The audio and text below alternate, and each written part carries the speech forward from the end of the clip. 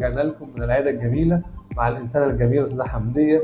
هي خست معانا رقم كبير حقيقي من الحالات اللي البنات كلها بتحبها في العياده وبيتشرفوا بوجودها معانا. هي خست رقم كبير قوي وغيرت شكلها ولبسها ومقاساتها. هي شخص مجتهد وشخص جميل.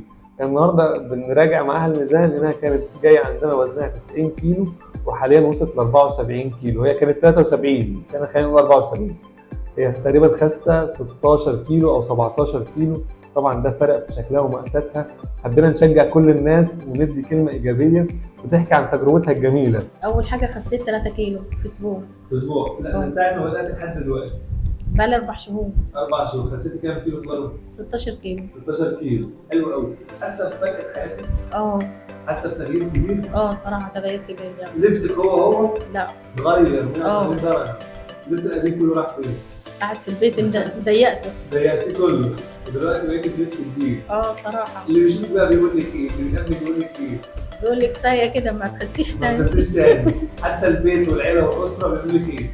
لا عايزين نكمل عايزين تكملي لحد كام؟ لسه عايز انا في نيتي 60. العيله بيقولوا لي 50 قلت لهم 50 لا يعني كتير قوي. لا كتير صراحه. 60 حلو. 60 حلو وجوزي برضه بيقول لي كده. يعني احنا قدامنا تاني لحد 60. يعني ان شاء الله ان شاء الله 30 كيلو ان شاء الله باذن الله. معانا قوي. طب دلوقتي حاسه سيبك بقى من موضوع انت حاسه الصحه بتاعتك حاسه بنفسك؟ لا الحمد لله لك يا رب. لو كنت اطلع السلم ما اقدرش اتعب اصلي. لازم اصلي وانا قاعده. ما اقدرش دلوقتي الحمد لله بصلي الصراحه وما بتعبش لحد ما خلصت الصلاه. الحمد لله لك يا رب. الاول لو كنت صليت ركعه واحده انهت ما بصليش الصراحه. لكن دلوقتي ما بفوتش فرق.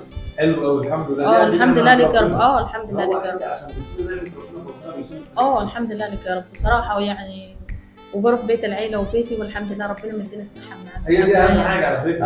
على فكره هو خلي بالك احنا بنخس كلنا عشان سنه خفيف. ايوه يعني مش بس لا انا كنت زي ما انا بروح وباجي بس يجي المغرب اصوت من الالم اللي في ظهري وفي رجليا. لكن دلوقتي صراحه لا الحمد لله لك يا رب. الحمد لله. يعني الحمد لله لك. زي شفنا استاذه حمديه معانا طبعا موجوده في العياده هنا نورتنا وخست معانا 16 كيلو وقت صغير 4 شهور وغير صحتها حياتها. بدات تصلي اتجهت لكل حاجه كانت مضايقاها غيرتها وده اهم حاجه. احنا هدفنا يا جماعه من التخسيس الصحه اهم حاجه. نفس بيتغير، حركه وانسيابيه وسهوله اكتر، حيويه ونشاط. هو ده اللي هدفنا في تنزيل الوزن طبعا بالاضافه للشكل والمقاسات والحياه الجديده. بندعم كل الناس وبنقول لهم ابداوا شاركوا وشوفوا شكل الحالات قبل وبعد. خليه يشجعكم زي ما حمديه شافت الناس قبلها خست اتغيرت قد ايه وبدات تتجه ان هي تخس. شكرا.